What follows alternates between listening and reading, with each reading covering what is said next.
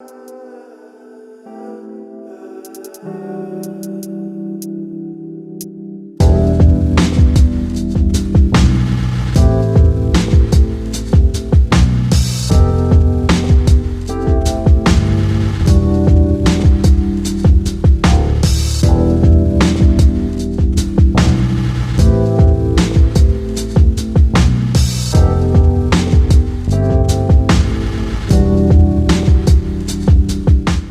afternoon, and thank you for joining the inaugural From Paws to Claws Alumni Speaker Visionary 2020 series.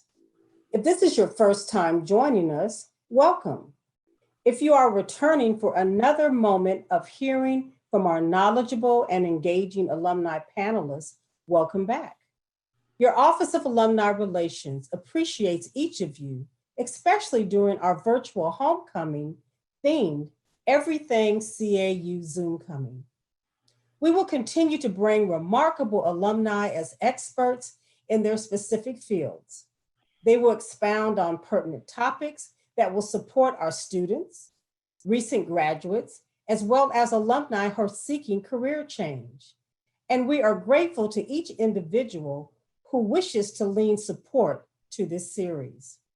As always, we wish to thank the alumni panelists for today and for those who have participated in the last 5 months.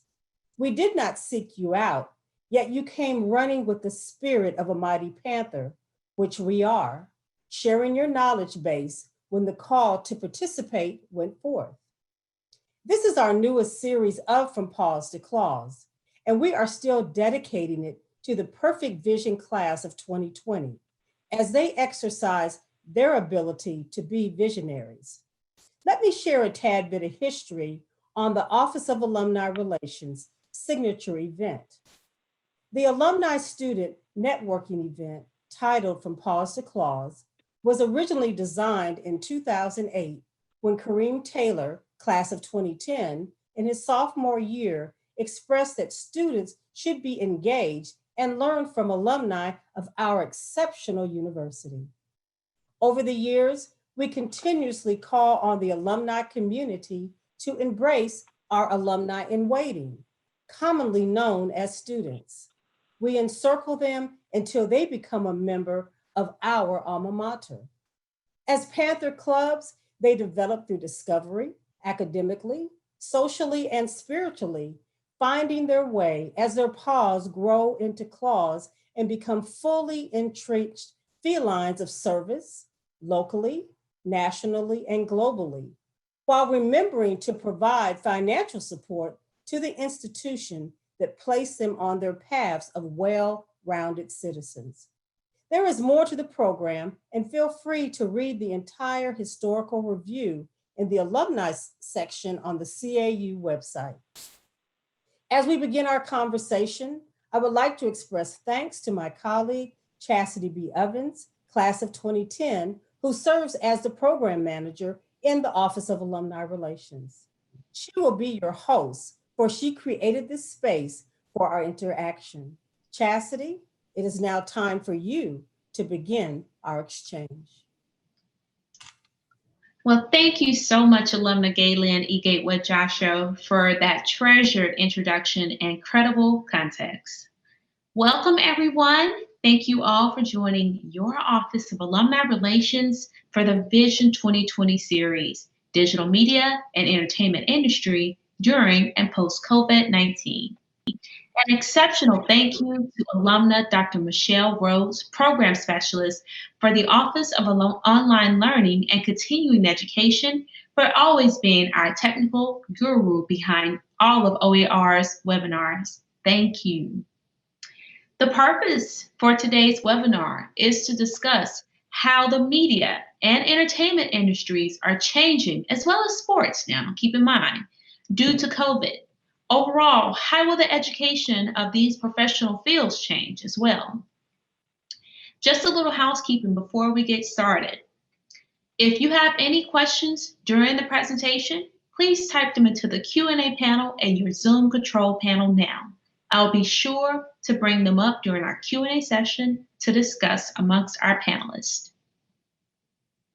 Now, Without further ado, introducing our first panelist for this afternoon, alumna Dr. Leilani Malin. Alumna Dr. Malin is a communications practitioner with more than 15 years of experience in the communications industry. As the owner of Malin PR, a public relations consulting practice, she provides services in the fields of sports and entertainment, nonprofit, and corporate communications sectors, with specializing and brokering community partnerships in the educational and sporting arenas. Her professional credits include managing projects in the NFL Players Association, Impact, the Miss USA franchise, Essence Music Festival Marketplace, MTV, professional athletes, and government agencies. Her professional efforts have garnered her the honor of being selected as Prince George's County, Maryland, 40 under 40, and a DMV Power Woman in Sports and Entertainment. Armed with a BA in Mass Communications from Clark Atlanta University and MA in Organizational Communications and Public Affairs from Bowie State University, and a PhD in Mass Communications Media Studies from Howard University, Malin is committed to cultivating the next generation of industry leaders by serving as a public relations lecturer and consultant for several colleges and universities. The intersection of her business and academic savvy extends beyond the classroom. Malin uses her professional practice to offer professional development support and advisement to her peers in the industry in her role as president on the executive board of the DC chapter of Women in Sports and Events, otherwise known as WISE. In this role, she has increased chapter revenue and membership while brokering sponsorships and partnerships deals with Under Armour, DC Divas, DC United, and Caesars Entertainment. Thank you so much, alumna Dr. Malin. I mean, wow, what a very powerful bio. We are so happy to have you today, and welcome to the webinar. How are you doing? Well, hello, Chastity, and everyone out there in CAU land. I'm really excited to be here this morning and really feel humbled to have been included with this brilliant and beautiful group of women. When we were preparing for today's session, I said, this really is Black Girl Magic personified that's happening today. So I am very excited. Look, the CAU version. The CAU version, that's right. Ma'am. So we're going to go ahead and get on to your first question for today. So the evening of March 11th played out like a disaster movie scripted by a Hollywood writer's room. Within less than an hour, the National Basketball Association halted all games after a player tested positive for COVID-19. The President of the United States announced a Europe travel ban, and actor Tom Hanks, I don't know if you guys remember that, but I remember that. I was shocked, tweeted from a movie set that he had contracted the coronavirus. This sent shockwaves across many in media and entertainment and led to the shutdown of hundreds of TV and film and sports productions throughout the United States and the world. What were your original thoughts and concerns for the media, sports, and entertainment industry, and why? You know, it's interesting because during the first quarter of every year is a heavy travel time for me. So I'm usually in a Super Bowl city. I have a project in LA in that same time period with college sports. Then you move into preparing for the draft. And so I was doing a lot of traveling, and you were hearing these rumblings, this conversation about COVID. And I mean, I really thought like this isn't going to really impact us. And as time went on, when that basketball game was canceled, I said, okay, this is for real. And so in the first space, I thought, okay, I'm gonna get to rest a little. I'm gonna get to stay home and not move around so much.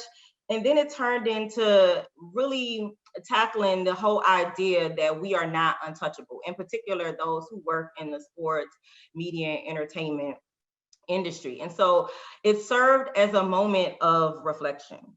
And so I didn't necessarily have concerns for the media and entertainment industry. I thought back to my time at CAU during that time was a space when reality TV was becoming a thing. And a lot of that was rooted in the writers' strike. And so I immediately thought there's going to be this moment of innovation, from a media and entertainment lens. But I thought a lot about what that means for how the sports industry operates and how everything is interconnected.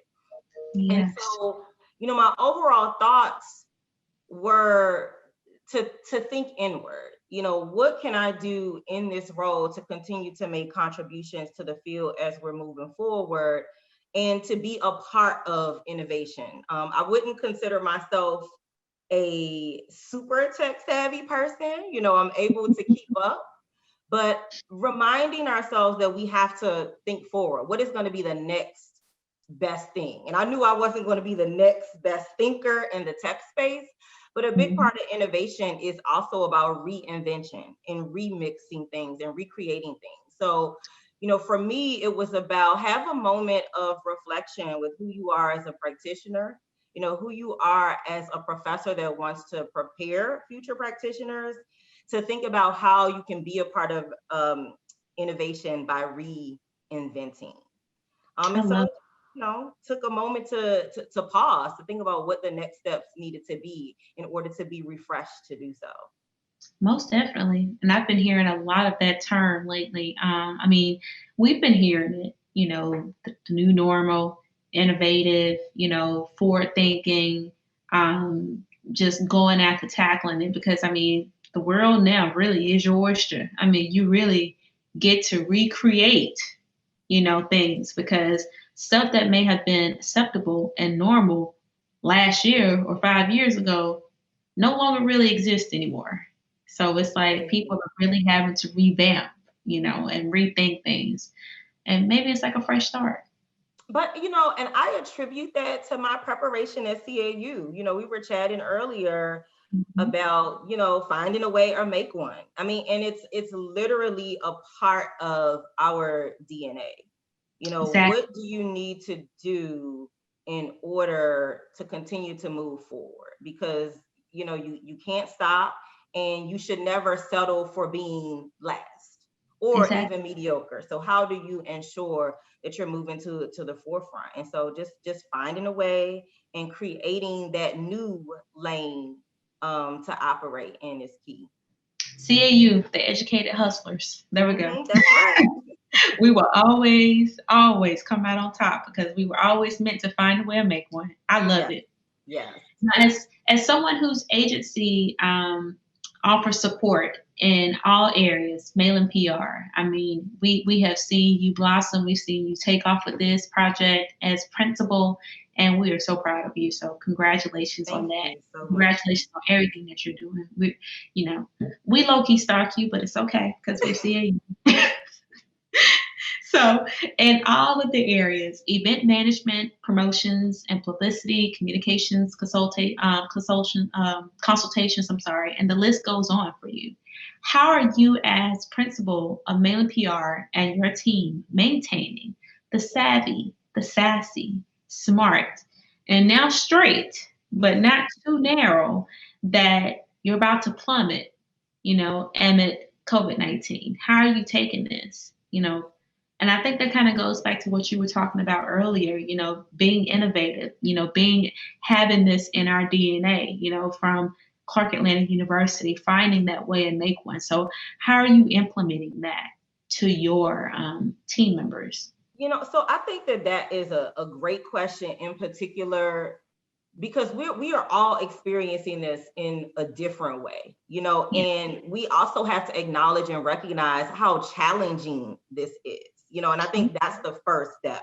And there were many times where I said, I have had the opportunity to have a lot of great experiences and to do, some really fun things, some things that have helped change and shape the industry. Maybe I need to hang my hat up and find something else, to do. And again, that would not be the CAU way, finding a different way to do it. And so it really took, going back to this idea of pausing, there's this kind of phrase that we throw around in our circle in the industry and sports about pause, pivot, and proceed. And so, you know, I had to take a moment to pause to determine what my pivot was going to be. And, you know, in that, it really reminded me about preparation, you know, about ensuring that you have multiple skill sets, and that's not something that happens overnight. And so what were all of these different skill sets that I had? What were the networks that I was tapped into that I needed to reconnect to in a specific way? And so everything went back to basics. You know, the basics of PR 101 is relationship management. And so, you know, one of the things that I wanted to really be serious in doing is how can I continue to support my team? I didn't want to, you know, have to lay contractors off or not offer hours and or pay to students and emerging professionals who were interning, even if we weren't working on projects. And many of our projects were canceled because they are rooted in the sports and events space. You know, so overnight, second and third quarter was just a wrap.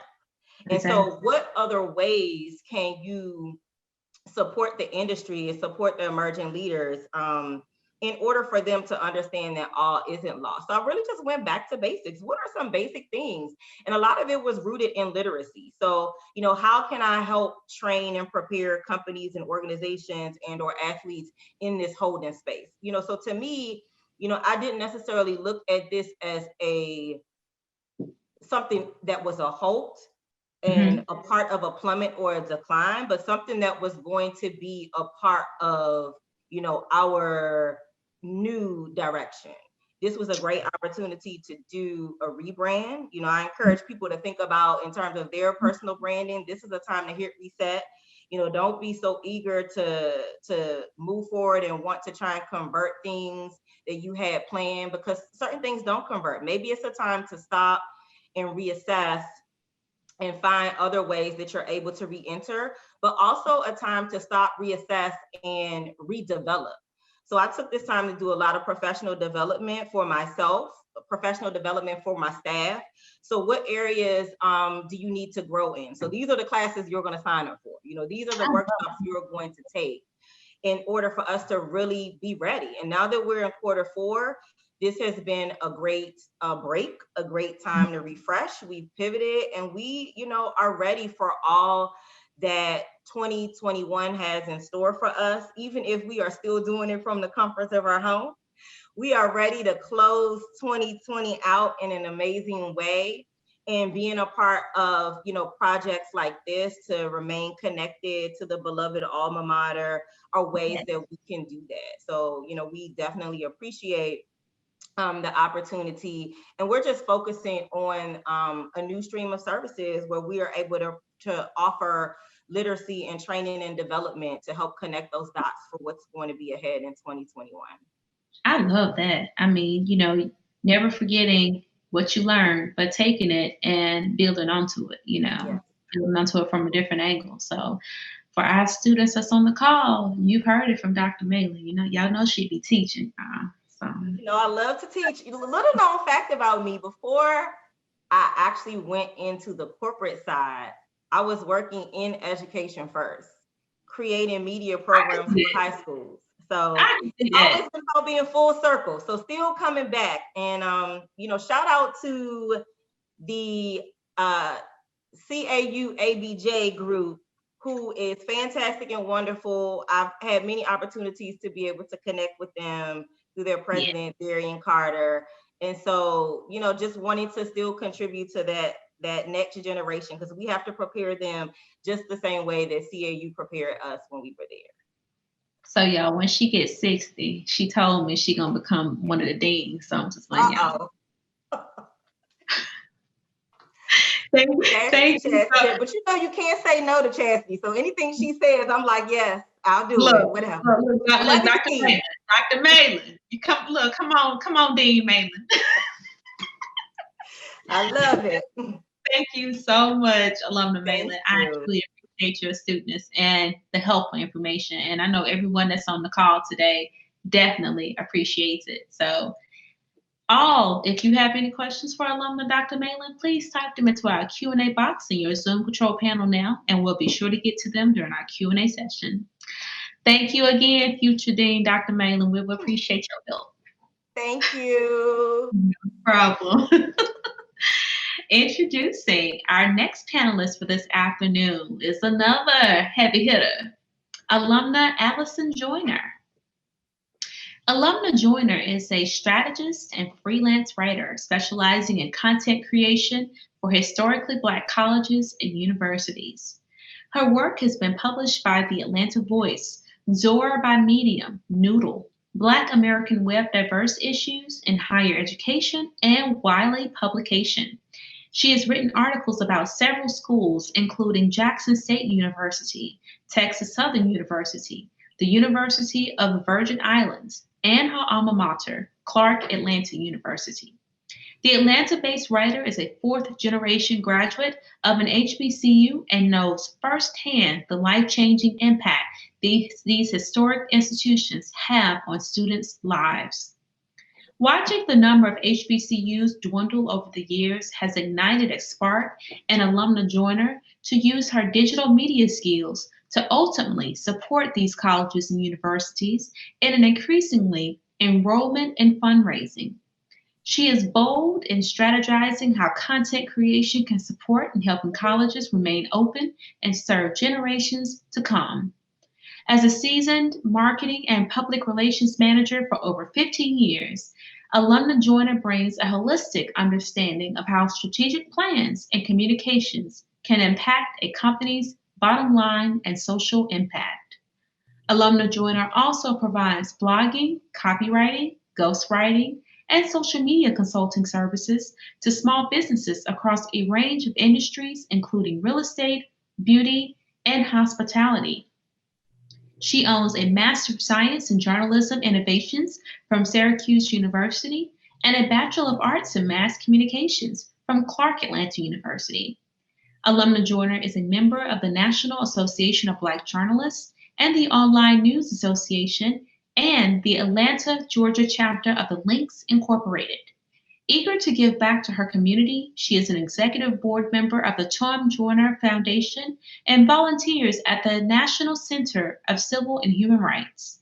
An avid traveler, alumna Joyner has visited over 20 countries and 6 continents, including South Africa, Egypt, Brazil, and China.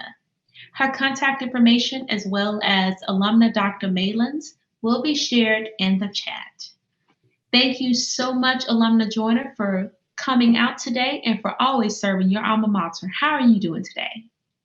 Thank you, alumna Evans. That was a really great introduction. I really appreciate it. Hello, everybody. Happy homecoming. I am so grateful to be honored in this way, and I really appreciate you, you inviting me. Most definitely. I mean, hey, we got to highlight our superstars. So we're going to go right into your questions for this homecoming episode. You ready? Oh, God. Okay. You know you're going to kill it. So the growing demand for information during the pandemic has not been met with an adequate increase in journalistic resources. In fact, the opposite has been true. According to the Poitner Institute, in the US alone, over 33,000 journalists have been laid off, furloughed, or given pay cuts as a direct consequence to cover fundamental public health issues. Despite the dire situation, the crisis has shown a secondary positive side effect, accelerating the speed of journalistic innovation.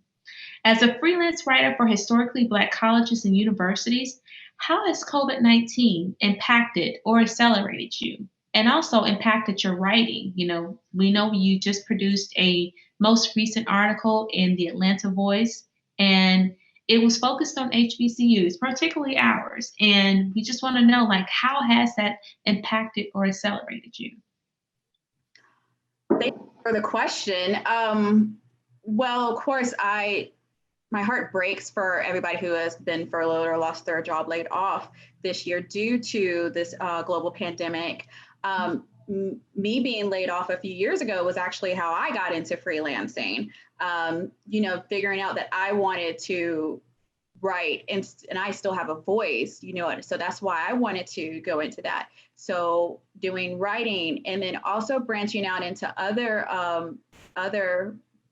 wheelhouses or facets or channels like content marketing and copywriting, because I still get to write. I just get to write in a different voice, and other businesses and other companies bring out more customers and help them build their brand. Yes. Going back to the Atlanta Voice article I did last month, I was asked to write that on Clark Atlanta and all of the schools in the AUC's decision to go to virtual learning. As you remember, they were one of the first schools to make this decision to do that. And, you know, there are some pros and cons. I did talk to Dr. French about this directly, and he definitely feels like this was the right decision, not only for the school, but for the students and the faculty, and especially the professors doing that. And of course, I got to talk to other people that have been affected by this decision also, and that it could also progress into the next semester, which the presidents are now talking about that now, as I'm sure you're aware of. I actually, I guess I can tease now that I actually am going to write another article about CAU and the Atlanta Voice. So check that out soon. That's all I'm going to do about Part two. I mean, I think it was just amazing just to see, you know, just from reading the article, you know, how forward thinking and understanding the students were. Because I was just reading like one of the quotes from a freshman, you know, basketball player at Morehouse, Brock Davis. And he said he just see it as a blessing in disguise.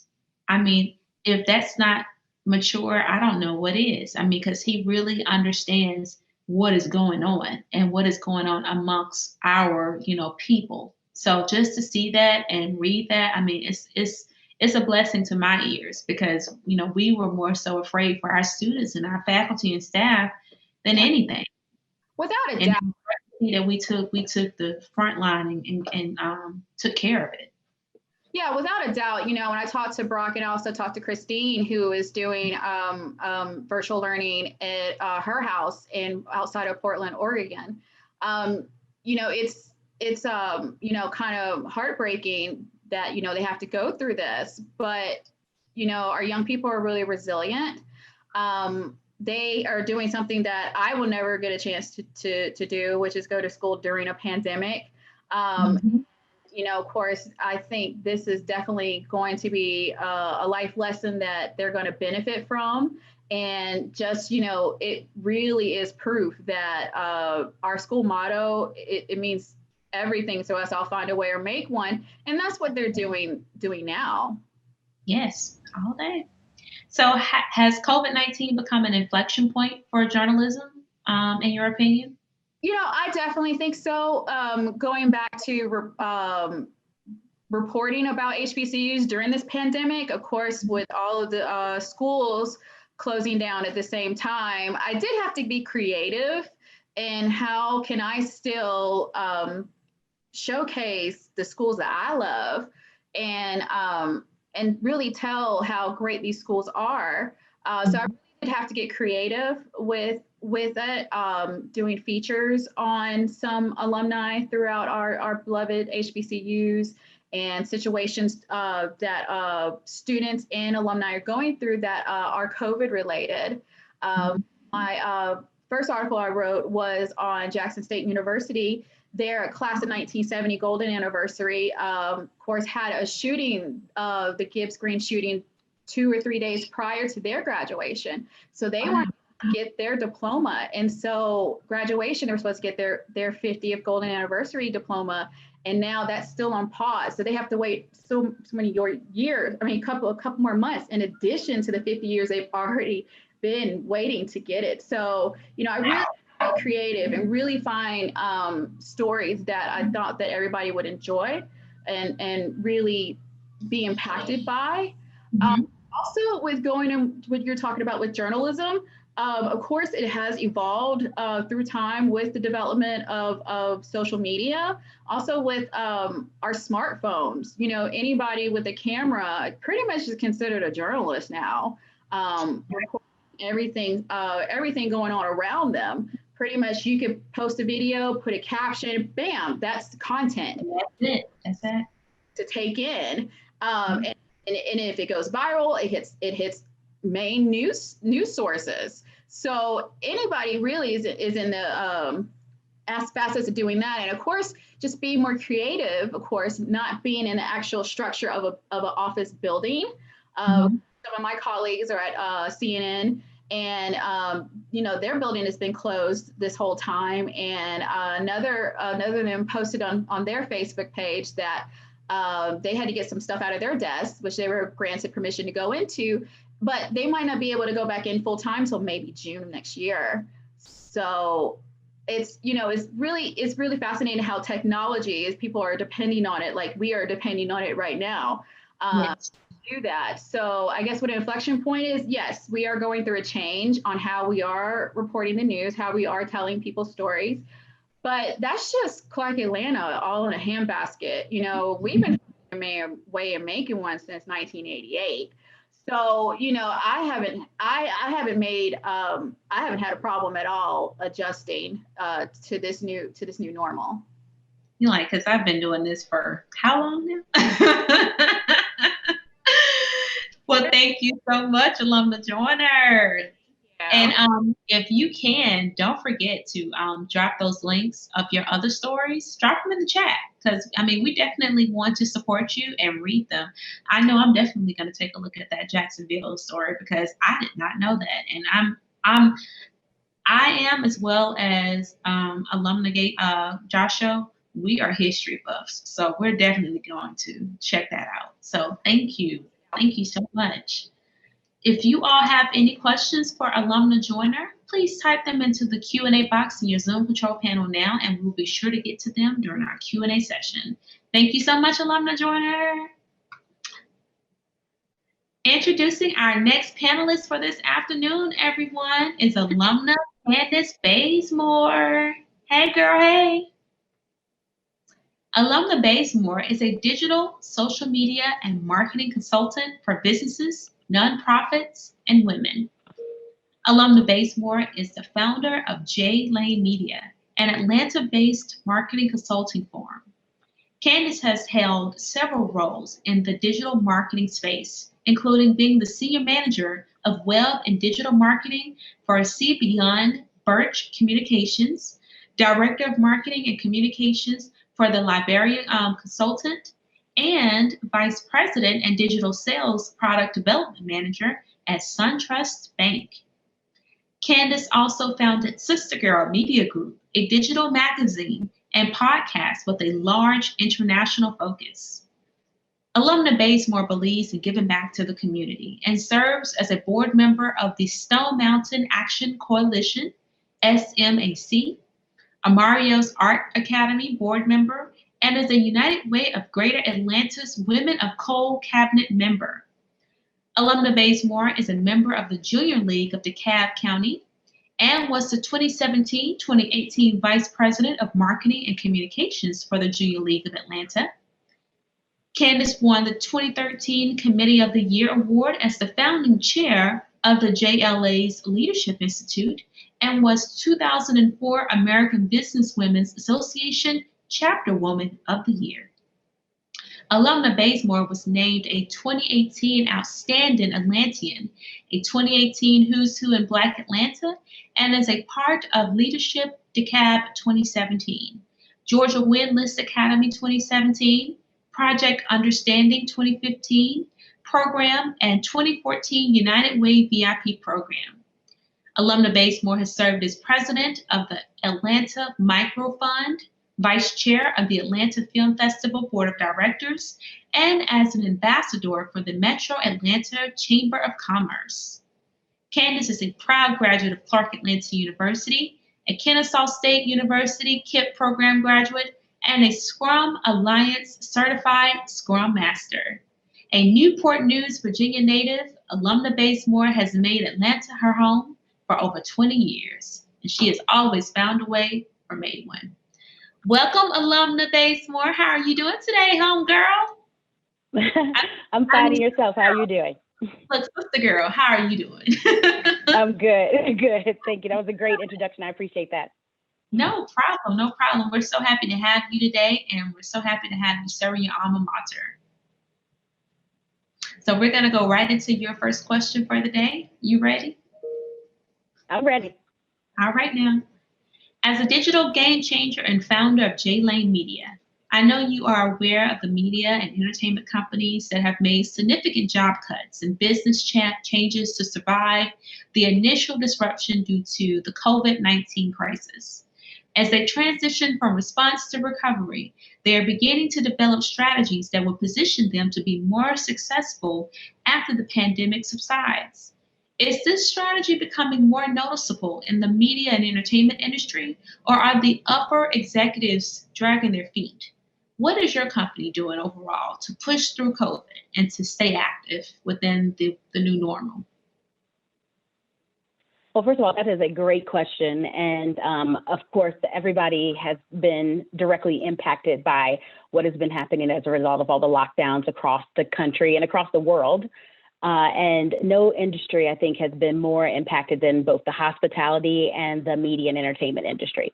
Those are industries that heavily relies on people getting together and participating and being more than 6 feet apart and or 6 feet closer to each other. And so when you have situations where people can't gather in movie theaters or they can't come to see a play, that affects every single person in the media industry, from the executive all the way down to the person who is, holding the boom mic. If there's no product that's able to be sold, then basically, there's no revenue coming in. So what we see is a lot of the entertainment companies, especially the larger organizations, have really taken a step back and let a lot of people go. And what's really unfortunate in this process is there are really talented people who were working on major projects who were kind of left high and dry. I mean, no one knew that this was going to be a complete shutdown, and there's no way for you to prepare for it. Any safety net you thought you had, I mean, I guess the best estimate, most people have are told to have, 3 to 6 months worth of savings. And at this point, it's looking like, we're going to be in lockdown well into 2021. So, with the way that, we aren't properly following the guidelines necessary in order to fully reopen as a country. And as a result, what we're seeing is 2 things happening. One, rightfully so, some of these organizations have took the right steps in shutting down productions. And although we're seeing a lot of them coming back, and for, the state of Georgia, we are, number 3 in the country and number 5 in the world for productions. So for us to see that much business just shut down as a complete standstill was a huge impact to the organization. But one of the great things about Atlanta is that we are positioned to quickly get back going. We have a lot of studios here, both for pre-production, actual, on-site, shooting, location shooting, things like that, post-production. So those that gives local people the opportunity to jump right back in and start doing work. But we also have a ton of people who do things that, support productions. So, our editors, people who do sound, music, things like that, scoring. Those are things that can be done. It doesn't require for you to show up into a facility. You can do it from the comfort of your own home wearing your bunny slippers. So, those are some opportunities that, our alumni can definitely take advantage of. And the best way they do it is to lean on their network. There are people hiring, there are productions happening. And what I encourage them to do is to reach out to people and make sure that you raise your hand and say, hey, I have this skill set. I'm willing to do these things. I'd like to learn more. I'm willing to work on this particular type of project, or I'm open to new opportunities. So that to me is one of the first thing I would say that people can do in order to kind of like get back going. But I will say that one of the things that I find a little disheartening about the industry is that they've also taken advantage, the heavy hitters, the ones that were cash heavy and could definitely weather any type of storm for multiple months, if not years, because of how much capital they had on hand. but they've taken this opportunity to trim the fat and to get rid of people that they thought that maybe they were paying too high contracts to, and also to kind of go after some of the smaller players. But the great thing about technology, right? Because I'm a technologist as well as the entertainment person. Yeah, technology right now is allowing people to level the playing field, and it's just so many more things you can do. So like I said, think about what content you can create. Think about how you can pivot. Pivoting right now is so very important. Looking at ways that say if you were heavily in the music industry before, and obviously, people aren't having concerts like they were before, but, is there a different way you can take your knowledge and expertise in the music industry and maybe apply it to a different part of the entertainment industry? We still are seeing like gaming happening here in the state of Georgia. I don't know one game that doesn't have a music score. So, look for ways that you can participate in the industry in that way. There's just so many other opportunities. But yeah, so that's, I kind of leave that out there and say that. Wow, that is so true. And it's good for our students that are listening in to know that, because they feel like if it's one thing, it's the end of the world. No, there are so many avenues that you can utilize. So many things. Like one of our alums said, if you can't go through the door, go through the window. And if there isn't no window, create your own window. I tell people all the time, my HBCU experience, especially my freshman year, registration prepared me for anything. So, especially like with these voting lines being crazy, like I can wait in the line. Okay, I know exactly what to do to wait in the line. So, nothing. Wait a minute, you're complaining about 1 hour? 1 hour? I was in financial aid for a week. What you doing? Some of my best friends are people I met in line at registration. So, anyway.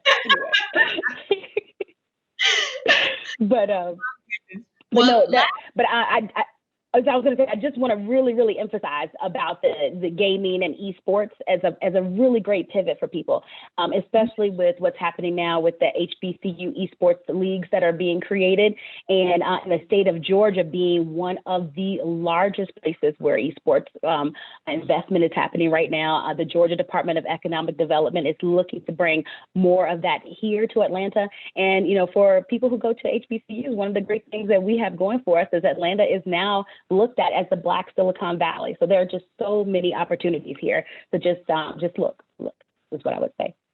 We're just going to hashtag Atlanta all Black everything, because we are, we are the Black Mecca. We are Atlanta. Come see us. Don't stay, but come see us. Well, last year, entertainment companies, they spent around $121 billion to create original content, and they were expected to spend even more this year as new platforms. And I know you kind of touched base on this in your first answer, like short form video platform, Quibi, emerge, and streaming giants like Netflix and Amazon Prime. They continue to plow through cash to produce new shows that lure in subscribers. Disney, Netflix, Universal, and a few other studios, they have but all shut down U.S. production. You, as well as myself, we both have worked in the media and entertainment industry for some time, which is how I met you. I kind of stalked you on Paws magazine. I'm all about that stalking, but positive stalking. Okay. Not crazy. All right. Can you speak to how this industry has overcome challenges in the past and its passion to surpass COVID and once again thrive? I'm beginning to see it a little bit from where I stay at, because almost on every corner on Auburn Avenue and Edgewood, you always saw some type of truck. It would be the lightning truck, it would be the camper.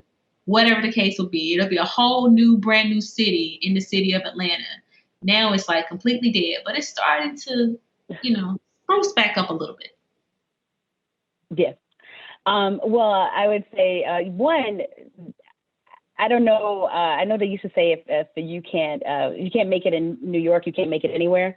I actually think that is more true about Atlanta. because Oh, yeah. this town is like the town of hustlers. I think that every Atlantan embodies our find a way or make one spirit, because when they get thrown like lemons, they make lemonade and a lemon pie, and they make a whole bunch of other stuff. But yeah. But like, to talk about how the industry has pivoted in the past. I mean, think about where the industry was in like the early 90s. Technology was coming on board, and piracy was really killing the revenues being made in the music industry. And so people had to kind of change how they did things. How do I write my contract in order to make sure that I can get money, even if like 100 of my CDs are being sold on Peachtree Street. Like, that's something that you really need to kind of look into. And so, and so one of the things, like I said, I lean on technology. People need to learn about technology, become your own distributor. I mean, it's your content. You don't technically at this point need to go through a production company in order to get your message out there.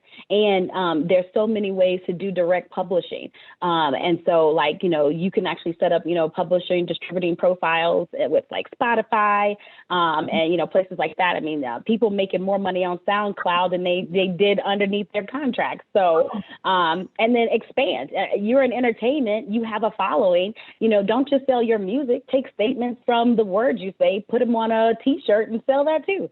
There's so many print on demand ways that you can actually start getting product out there to help expand on, how you bring in additional revenue. So many ways to build on your streams, so many ways to expand on your brand, and the individual is king right now.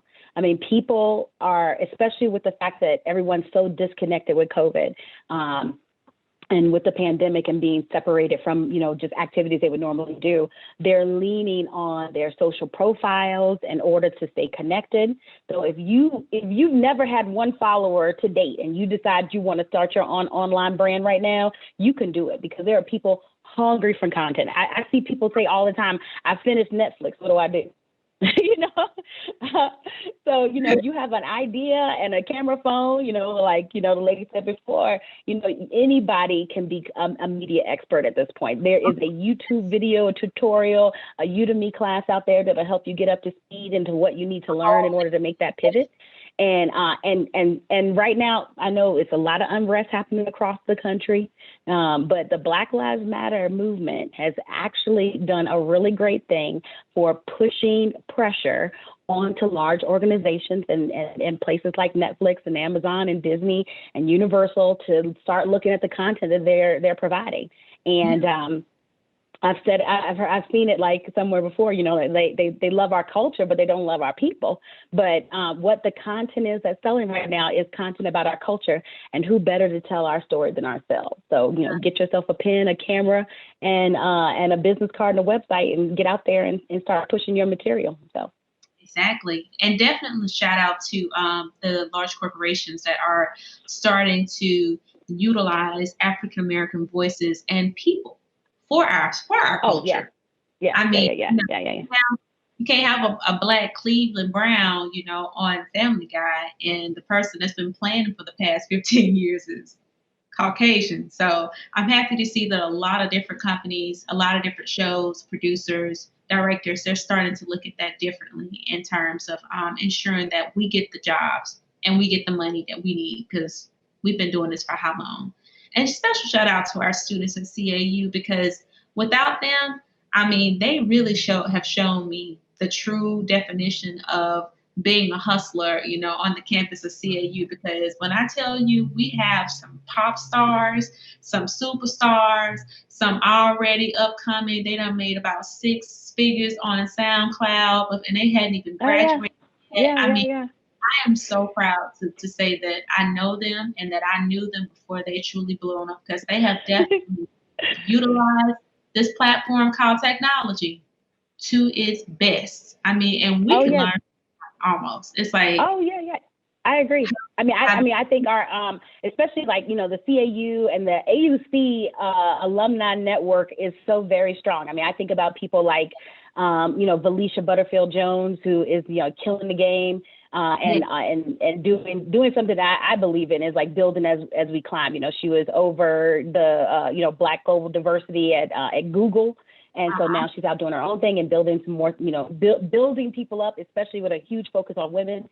I think about people like, Nzinga Shaw, who is, a Spelman alum and is the Global Chief Inclusion and Diversity Officer at Starbucks. And people like Marcus Blackwell Jr. from Morehouse. And, I actually was on at a hackathon with him when he was working on his idea for Make Music Count.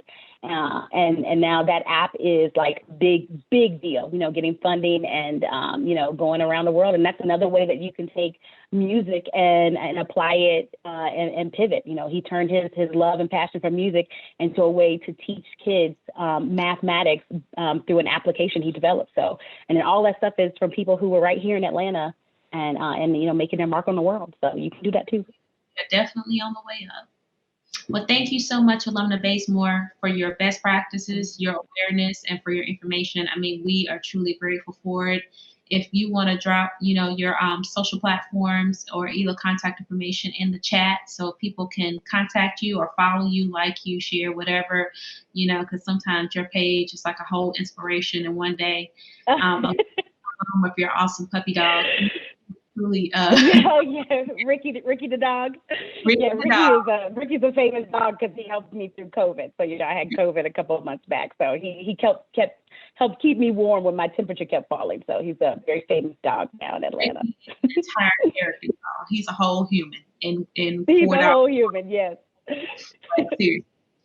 If you all have any questions for Alumna Bazemore, please type them into the Q&A box in your Zoom control panel now, and we'll be sure to get to them during our Q&A session. Thank you, Alumna Bazemore. Thank you. Moving on to our last but never least. Introducing our final panel for this afternoon is Alumna LaSherelle Morgan. Alumna Morgan is an executive entertainment attorney who has strategically negotiated hundreds of deals in connection with the development, production, licensing, and distribution of original television, streaming, and audio content. Alumna Morgan has managed business and legal affairs departments at Madison Square Garden, Audible and Amazon Company, Viacom, and HBO, and started her entertainment career at Food Network. Ooh. Before working in entertainment and after graduating from Columbia Law School, Alumna Morgan worked 4 years as a mergers and acquisitions attorney at an international law firm in Los Angeles, where she was born and raised. Welcome, Alumna Morgan. How are you doing today? Thank you so much for always answering the phone call and serving your alma mater. Of course, I'm so happy to be here, especially during homecoming week. Because if not for COVID, I would be in Atlanta with you guys on the yard right now. So sad about that, but I'm happy I get my CAU love through Zoom right now. Hey, next year, we got you. Next year is going to be crazy. Yes. So as a senior executive in the entertainment industry, what new skills have you acquired to ensure your professional growth and personal development beyond the pandemic? It's funny. It seems like a theme with all of us is bringing back our motto, right? Find a way or make one. And I think a couple of ladies here had mentioned the need to pivot. So, that is really important at any time in your career, but it's especially important right now because the world as we know it has completely changed, done basically a 180. So really, there's 2 ways that I have worked on making sure that I am where I need to be post-COVID, professionally and personally. The first is just educating myself. And I'm going to, channel Candace a bit in this, where she mentioned, with virtual being the norm right now, there's so many opportunities to educate yourself. So we have the basic YouTubes, but now there are panels. There's this panel. I mean, I attend a panel at least weekly. There's so many. I really do, because, whereas before you would have to travel or it'd be at a ridiculous cost. So many of them are free. And obviously you don't have to travel. So I think that's really the first thing, and something I've been working on the 7 months, reading books, finding those pockets of free time, because you're not commuting. You have some free time. Even with kids doing virtual, you have moments that you could kind of reclaim, and using that to educate yourself. And the second thing, again, Candace, you hit it on the head with the remote world and taking advantage of that. And that is expanding and strengthening your network. Right now, because of COVID, because of the murder of George Floyd, so many reasons, so many people are looking for that connection, and they are open to speaking to you. They're more available than they would have before. And you have access now to people that you wouldn't have before, whether it's because, they didn't have the time or they were in a different state. So it is utilizing your LinkedIn network, by the way. So that's reaching out. I intentionally and proactively reach out to folks that I haven't talked to in 7 months. And, it's just like, hey, girl, how you doing? Just checking in on you. And that's a really organic way to do it. It's strengthening that connection, but it's also literally checking in on, people who you were once close with, or, just distance, whatever has changed that. And it's also expanding your network, meeting new people, reaching out. You see someone on this panel and you chat and then say, oh, I think we went to school here. And, we were in the same class, or, my friend. It's really about looking for these opportunities, because we're all on this Zoom world. Utilize that and take advantage of this opportunity, because COVID, yes, we all know it sucks, but there are some really great opportunities that are coming out of this, and it's up to us to find them and to utilize them to our advantage. That is so true. I mean, despite everything that's going on with the pandemic, at the end of the day, there is a light at the end of the tunnel. And I've been using that to my ability. I mean, and I kind of got this idea from LinkedIn, because I started to see that LinkedIn just started to have a lot of free webinars, free panels, like free certificates, like that you could just do. And I'm just like, I was amazed. I mean, and they're still kind of doing it a little bit now, but now that the pandemic is kind of slowing down a little bit, they're kind of charging you again. But, I mean, at the end of the day, I agree with you. It's all about expanding your network and, taking some time to do that. So, for our students that are on the call, definitely take heed, because that's how you're going to make it. You have to, play by this hybrid method right now. So how can we ensure that as Black people working on the business side, versus the creative side of the entertainment industry, our voices are being heard and that we can have a seat at the table? That's a great question. And it's actually something I think about a lot as a Black person in the entertainment industry. I think a lot of focus, rightfully and thankfully so, has been on in front of the screen. We need to diversify and make sure we're having the Black characters played by Black people, and make sure that the writers and producers and directors are the ones telling the story. But there's also the corporate side of it, the people who are supporting the deals, the people who are really at an executive level at these studios and networks making the decisions.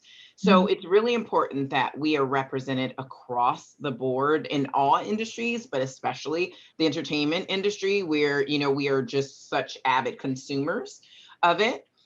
So one of the things that, I always tell people, and I think about it myself, is that we tend to have this imposter syndrome. When we do get in that room and we do make it, we doubt ourselves. And, we have all gone through that. And I challenge everybody to put that aside and really recognize, if you are in that room, then you belong there. And your voice needs to be heard. And it's uncomfortable. And, it's not really, especially as women, I don't think we're really trained to be so vocal and, outgoing and to share our opinions.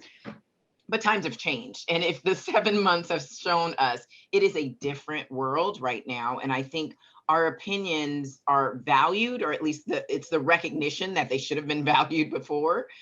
So it's just being bold. And, if you have a moment to voice your opinion, you have an obligation to do so, and to speak for those people, who aren't in the room, and on behalf of, really everybody, the opportunities, based on the opportunities that you have. And that brings me to the second thing, and that is to lift people up with you. Again, there's so many times that I'm the only, and I know we all encounter that, we're the only ones in situations, only women, only Black person. And as you move higher and higher up in your career, that tends to be the case even more so. And, I heard this saying, and it's okay if you're the first one, but don't be the last. So it's making sure that, if you come in the door, you're opening the window for someone else, and that's reaching back. And, it's part of the CAU, I think, way of life is to really look back and to try to elevate our, people more junior than us, but it's also peers. If you're not in the room and I could say something positive about you and uplift you in this room of people who otherwise wouldn't think that way, I have the obligation to do so. So it's intentionally looking for those opportunities to either bring in other people, other women, other Black people, or to, really seek out and mentor and support people who are looking to get in the industry or who are already in it. Interesting. I really love that quote that you said. It's okay to be the first one, but never be the last. I mean, that speaks volumes right now. That's so right. If you see that somewhere on our social media platforms, don't be alone. No, I didn't say it. I feel like it was Kamala Harris who said it from someone. I tried to find it before I quoted it and I couldn't. So I'm going to put it in quotation marks. Don't put my name after it. A great person today stated this. Thank you so much, Alumna Morgan, for breaking it down and for always bringing your awareness and information. I mean, we truly appreciate what you're doing, and we cannot wait for you to spill your oh so awesome information coming up, so we can definitely give you your kudos. I can't wait. Please send me the information as soon as it happens. Thank you guys so much. If you all have any questions for Alumna Morgan, please type them into the Q&A box in your Zoom control panel now, and we'll be sure to get to them as soon as we get to our Q&A session. Thank you again so much, Alumna Morgan. Thank you. Thank you to our alumni panelists for the insightful gems that you have released today to go forth with you. We will go ahead and take some time for questions now. Just a reminder, please be sure to type your questions into the question box in your control panel. Now is the time to definitely engage with your alums and network. So it looks like we have a few questions. Let's take a look. So let's see what we have. Well, it looks like you all you've all answered them. So if we have some more, I'll be sure to send them to our alums so they can answer them for you guys and get them back out to you, okay? So thank you all so much. Please stay in contact with our alumni and look out for our upcoming webinars, which will take place every Thursday for the month of October from 12 until 1 p.m. So that's noon until 1 p.m. EST. If our alums would like to drop their our panelists, if you all would like to drop your handles or social media platforms into the chat for people to follow you, please go ahead and do that now. Great. Thank you, everyone. We appreciate you for being here today. A special thanks to my colleagues, Senior Director of Alumni Relations, Mrs. Galen E. Gateway-Josho, and for Dr. Rhodes for your stellar service, and to our panelists for a remarkable, phenomenal job today. Thank you again for joining us today, and we look forward to seeing you all on the last Thursday in October at noon. Please look out for our Homecoming in a Box, as well as our Friday Night Live, which will take place tomorrow. If you are interested in purchasing anything from Homecoming in a Box, please do so. You will receive that online on our social media platforms, as well as via our alumni@cau.edu emails. Friday Night Live, the link will also be included in that. And we look forward to seeing you all and celebrating our virtual Zoom coming with you guys, because everything is CAU. Thank you so much. And don't forget to always follow us on your social media platforms, Facebook, Instagram, Twitter, LinkedIn @CAU Alumni Relations. And we hope to see you next Thursday at noon. Have a great weekend.